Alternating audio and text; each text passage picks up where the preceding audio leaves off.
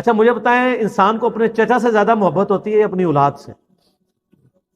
چچا کے قاتلوں کی شکل حضور دیکھنا نہ چاہیں، اور حضور کی اولاد کو جنہوں نے قتل کیا ہے ان کے آپ قصیدے پڑھتے ہیں؟ ان کے ساتھ تو وہی ہونا ہے، سحقن سحقن لمن غیر بعد، بخاری مسلم میں، دور کرو انہوں نے میرے بعد میرے دین کو بدلا۔ یہ تو حوض کوثر پہ جا کے پتا چلے گا۔ تو میں نے اس میں بولا تھا کہ سوگے حمزہ ختم ہو چکا تھا، غم حمزہ باقی تھا، وہ حضور کی زندگی میں ان کے ساتھ غم پرماننٹلی اٹیچ رہا۔ تو سر غم تو کبھی نہیں ختم ہو سکتا، آپ غم حسین کو ختم کرنا چاہتے ہیں، کر کے بتائیں۔ جناب 900 سال تک ممبر آپ کے قبضے میں رہے ہیں، تینوں براعظم آپ کے قبضے میں رہے ہیں، لیکن آپ آل امیہ اور آل عباس کی بدماشیوں کو چھپا نہیں سکے۔ آج ہر طرف حسین حسین ہی ہے الحمدللہ، اور دن بہ دن بڑھ رہی ہے۔ ہماری ویڈیو سے پہلے کیا حال تھا، اب تو سب لوگ کانفیڈنس لوز کر چکے ہیں۔ اب تو وہ کہہ رہے ہیں خدا کے لیے یزید سے ہمیں لعنتیں کروا لیں، یزید کے ابا جی کو چھوڑ دیں۔ اب ہاتھ پاؤں پکڑنے پہ آ گئے ہیں، اب یزید تو ڈسکس ہونا ہی بند ہو گیا، کیونکہ ہم نے بتایا کہ اصل بندہ کون ہے، اصل مسئلہ کیا ہے، ٹوٹی کمند کہاں۔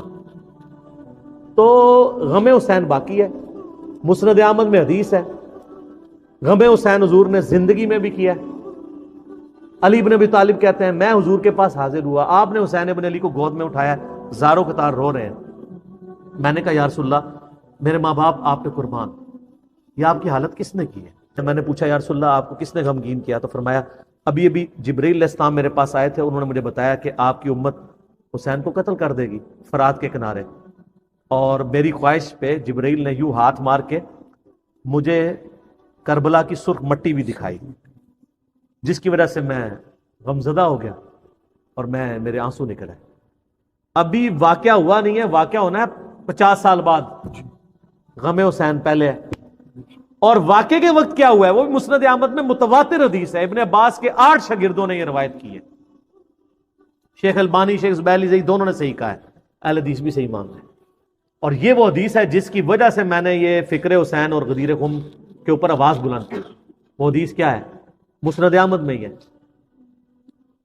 عبداللہ ابن عباس کہتے ہیں کہ ایک دوپہر میں نے خواب دیکھا کہ نبی علیہ السلام پرانگدہ حالت، بال بکھرے ہوئے اور کپڑے بھی آپ کے گرد آلود ہیں، جیسے مشقت کے آثار ہیں، آپ کے ہاتھ میں خون کی ایک شیشی ہے۔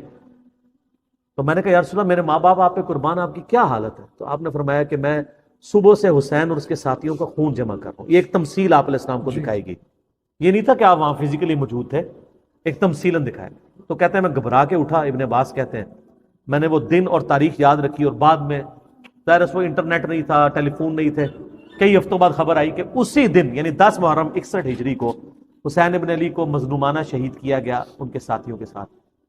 تو غم حسین تو نبی علیہ السلام کو اللہ کی جنتوں میں بھی ہے، اور میں اہل حدیثوں کے لیے اور دیوبندیوں کے لیے، کیونکہ ان دونوں کا مشترکہ روحانی ابا جی ہیں اسماعیل دہلوی، جس نے وہ گستاخانہ کتاب تقویۃ الایمان لکھی ہے، لیکن اس میں اس نے صحیح باتیں بھی کچھ لکھ دی ہیں۔ تذکیر الاخوان ما تقویۃ الایمان چھپی ہوئی ہے، اس میں اس نے لکھا ہے کہ یہ حدیث اس بات پر گواہ ہے کہ نبی علیہ السلام حضرت حسین کی وفات پر جنت میں بھی غمزدہ ہیں۔ اور اس کتاب میں وہ جگہ جگہ لکھتے ہیں یزید پلید۔ یہ تو سعودیہ ایران کی ٹسل کے بعد یہ یزید کے دفاع کرنے والے اہل حدیث ہیں، ورنہ میں آپ کو حلفیہ کہتا ہوں کہ ناسبیت اور یزیدیت کے خلاف جتنا کام کیا نا وہ اہل حدیثوں نے کیا ہے۔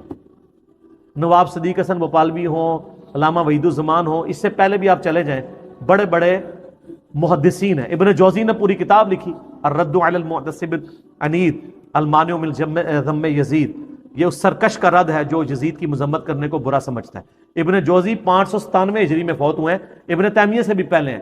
ابن تیمیہ اور ابن کثیر نے اس کتاب کی تعریف کی ہے۔